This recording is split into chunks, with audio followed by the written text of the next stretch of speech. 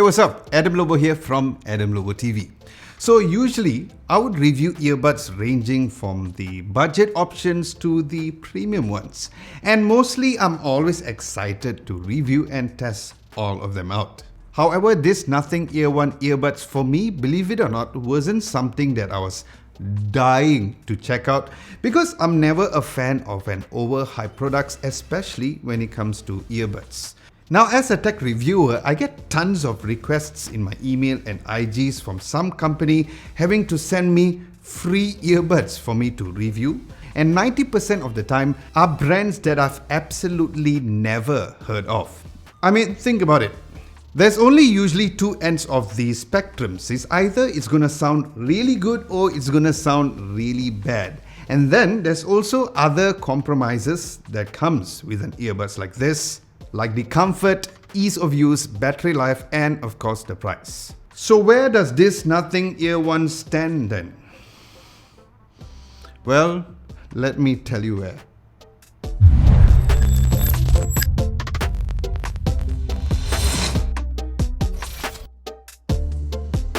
First, let's go through the unboxing process of the earbuds. Now, since I did not get to shoot the exact unboxing experience for the very first time, as the earbuds were already unboxed prior to the shoot, the box has this sort of a paper tab that will tear around the box. So this absolutely sucks because now I have a box with a small little torn half in order to retain the overall packaging. So I'm not sure what Nothing was thinking over here. But yes, the box comes in black with the visuals of the earbuds in front with a totally different outlook than how it was claimed to look. After you slide the cover, there is another silver box with absolutely no branding or text whatsoever. And my first impressions of that silver box is that it looked like one of those wedding door gifts where there was a tiny little fruitcake inside, like, "Thank you for coming for my wedding, here's a fruitcake." After taking out that silver cover, you'll immediately find the case of the earbuds. Underneath there's two little black boxes, and one of the boxes has the silicone ear tips, which Nothing calls it the earplugs, which again, I'm not sure why, because earplugs and ear tips are totally separate things. Then there's a cool looking braided USB-A to USB-C cable, and finally some paperwork and user manual, which I have to say that I kind of like this sort of a lines and dark mode theme that is going on over here. Alright, next let's look at the build quality. Now, starting from the case, it comes with a squared shape with the rounded corners, and from an aesthetic point of view, I believe this is quite subjective because it's either you are gonna really love it or you're gonna hate it. Now for me, I don't particularly hate the earbuds case, but I'm just not a fan of the overall looks because it kind of looks like a Pasar Malam case, where in case you guys are not from Malaysia, Pasar Malam indirectly means when it comes to products that it looks cheap. Then in terms of durability, I think in the long term, you'll get some scuffs and scratches on the case, which will eventually make it look even cheaper, and there's already some scuffs here and there. I mean, I do get what Nothing is trying to do something here. Nothing something. With the whole transparency case, while it does look unique, but that glossy finish for me was already a huge no, as there is a potential of it being slippery, especially when it comes to situations where you're working out or if your hands are wet. However, looks can be a little deceiving because although it looks cheap, the case did not feel like it was because it had a nice weight to it, so it was indeed a good thing since it is packed with the wireless charging coil, the magnetic pins when storing the earbuds, and of course the USB-C port together with the pairing button as well. Then there's this weird dimple hole right in the middle. For the life of me, I can't figure out what it was initially, but apparently it's to hold both of the earbuds from moving around in the case. But isn't the magnetic pins already enough to hold it in place? And if you open up the cover and look very carefully, you might find a very familiar old friend. Then finally, it had a really nice hinge, and also it closes really snappy, like that. And that hinge or this whole case does not feel cheap when it's opened and closed with this really solid hinge. Now, as for the earbuds themselves, I actually really love the original first design concept as mentioned earlier, where the original concept picture as you see over here was the original form factor when they announced that they were going to do an earbuds for their very first project as a company. Because while this transparent design kind of looked cool in a way, but it really looked like they just took the AirPods Pro and just made it transparent, with just a slight difference at the top part of the stem where it is more squared than curved. But the good news is that they didn't exactly copy it like some companies tend to do. Now, speaking of the company, since the company is owned by a very prominent individual, Carl Pei, who was the co-founder of OnePlus before leaving the company, I would thought that he would come up with a very nice and a cooler design than this. But yes, with this transparent design, it already seems like it's gonna be an earbuds where people would instantly recognize, since there is the Nothing Ear One branding on them, although small, but still quite smart from a marketing perspective. Now, like the AirPods Pro, this Nothing Ear One has the IPX4 rating, so it can resist some water splashes or rain. Now, this doesn't really scream premium, but considering its price, I am willing to compromise on that. However, from a design's perspective, I do appreciate the little red dot that represents the right side of the earbuds and the white dot represents the left, which is color coordinated with the case, making it easy to spot for situations where the earbuds are out of the case. Now, since the earbuds are pretty much the same as the AirPods Pro in terms of their design and the overall fitting, where it did fit well and snug right out of the box. But of course, in order for us to know how well it fits and if it comes out easily when it's in your ears, here is a quick Sawan mode test.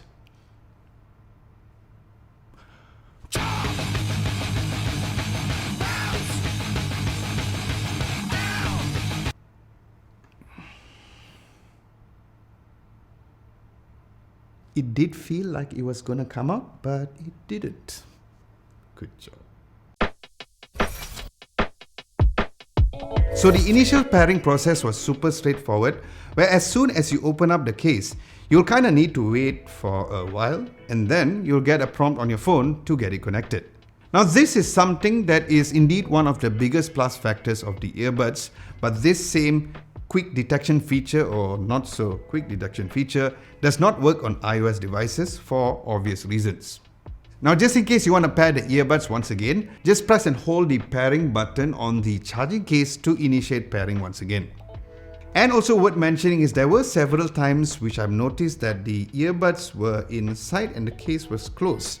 And for some strange reason, when I was using my phone in my bedroom, the earbuds were out in the living room, but it was connected and it ate a whole chunk of battery.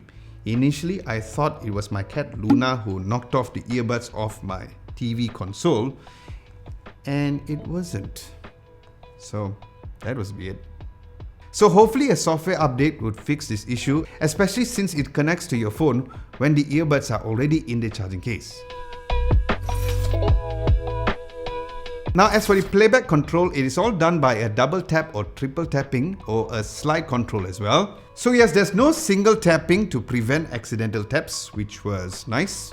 Now, to play or pause, you'll need to double tap. By default, the triple tap goes to the next track on both earbuds, but you can customize that in the app to make the triple tap to work differently on each ears, so as set the previous track on the left and the next track on the right. Then tapping and holding toggles between the noise cancellation, transparency mode, or turning off both modes.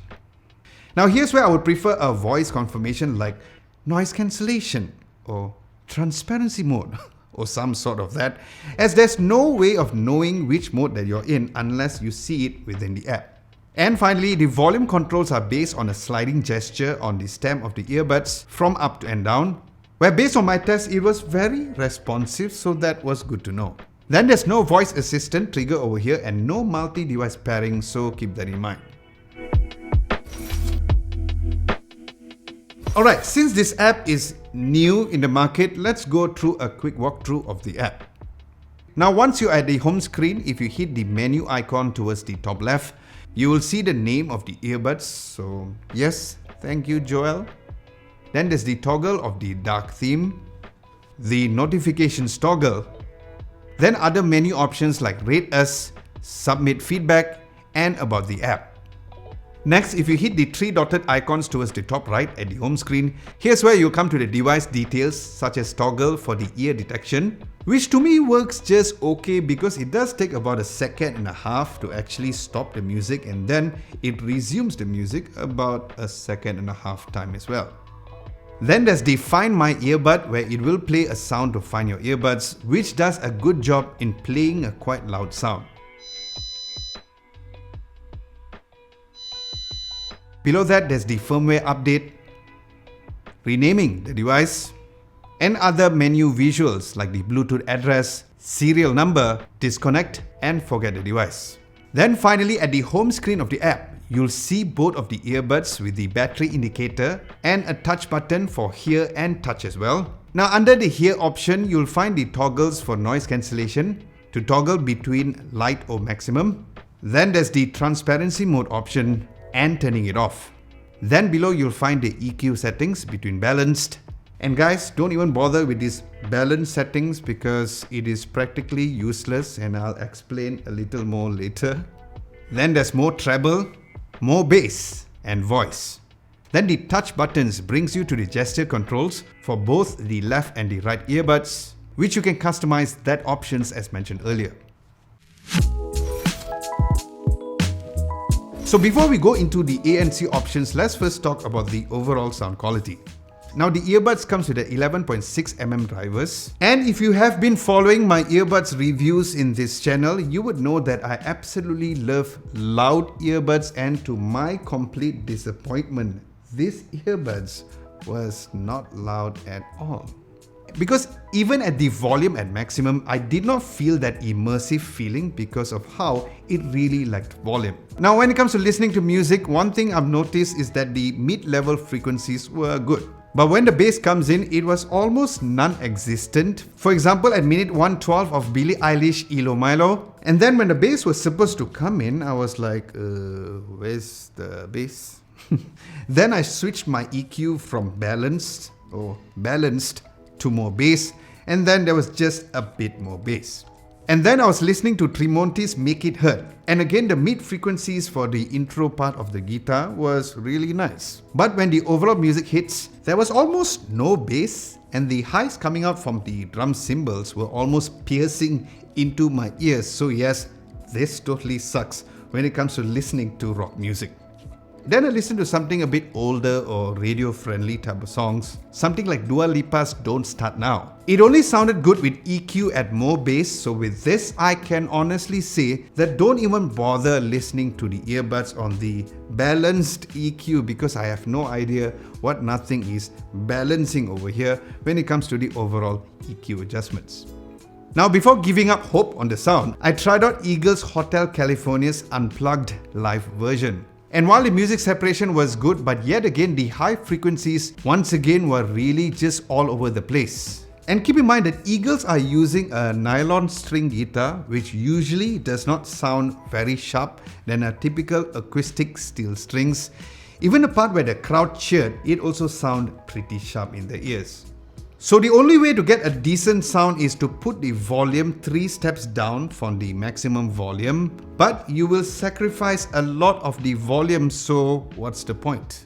And just when you thought that it could not get any worse, the latency when it comes to watching videos was also bad, as there were a slight delay of audio and video playback. Not super major, but it is enough for you to notice. Now as for the active noise cancellation, I would say that this is not the best again that I've heard. While there is a great passive noise cancellation when you put the earbuds in your ears, which feels like it's doing most of the work. Because when I was typing this video script on the iPad with the Apple Magic Keyboard, I could actually hear the keyboards when I was typing with the ANC on. So I would say that this does not do a good job when it comes to high frequency sounds like fan noises, running water, but it does a decent job on cancelling out lower frequency sound. But I still feel that I've heard better noise cancellation from other cheaper earbud options like from Edifier and X-Round as well. And keep in mind that this was all on the noise cancellation level at maximum, so I would say don't even bother with the light level settings. Then as for the transparency mode though, It was almost as transparent as the earbuds, as I could not even tell a difference whether or not they were on the transparency mode, and it's surely one of the worst things about these earbuds once again. Now, as for the microphone's quality, firstly from a listener's perspective, it did sound clear. Not as good as other premium microphones, but quite clean indeed.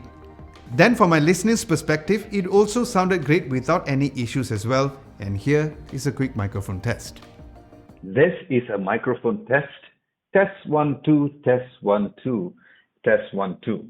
Now the next microphone test is going to be based on me turning on the Dyson Pure Cool Me fan. Test 1 2, test 1 2. This is a microphone test. Then as for battery, I got an average of 4 hours and 10 minutes or so with ANC turned on. And I did not get to test with ANC turned off because I did not like how it sounded when it was turned off. But apparently, it gives an average close to 6 hours with ANC off. Then the charging case can charge up to 6 times or so depending on your usage, so that was nice. And it also has wireless charging, which I really appreciated more. So in conclusion, as I mentioned at the beginning of this video, this is the reason why I don't bother checking out lots of unfamiliar brands who wants to send me earbuds for me to review. Because I have this sense of worry whether or not it's going to be sounding good. And eventually it will also waste my time and effort shooting a video when I ended up not liking the earbuds at all. But on a positive note, it gives you, yes, you, a warning when I make these kind of videos, although that nothing is quite a famous brand. So this is going to be my very first earbuds that I've reviewed in my channel that I'm not going to recommend at all. So no, I'm not going to leave a link down below for you guys to get it down there. But I will link 2 earbuds from different brands that I would recommend, which comes with a cheaper price. So check that out, as I really think that you guys should really skip on this.